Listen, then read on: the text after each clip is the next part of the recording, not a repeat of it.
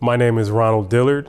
I was born and raised in Detroit, Michigan. I think the biggest obstacle for me pursuing higher education is not having a lot of exposure to people who had gone to college. There were words that people were saying that I didn't fully understand.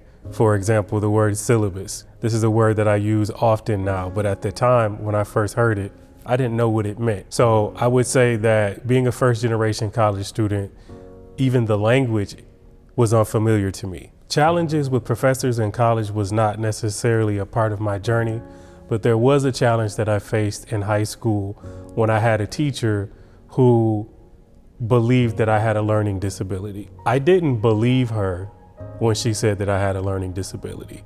And I think that's probably one of the strengths that I had at that point, is that I refused to accept that label. I would imagine that if I did accept that label, it might have impacted how I looked at math and how I looked at school in general.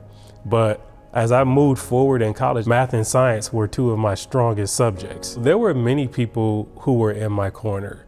My mother is one of those people who was supporting me from home.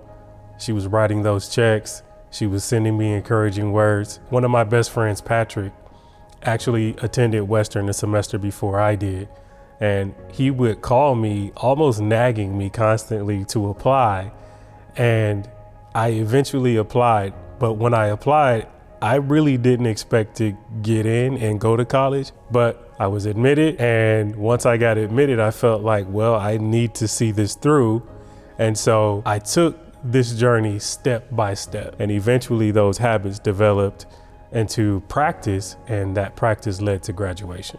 I would say that first generation students need from their institution, number one, a seat at the table. Once those students are admitted, they need support to stay at the table. And that support can look like, again, relationships with professors and advisors. They need to be able to talk to people about this journey. From all of the students that I've worked with in my career, I've worked with students who have battled mental health issues, financial issues, immigration issues, and I've seen all of them be able to navigate those things and graduate.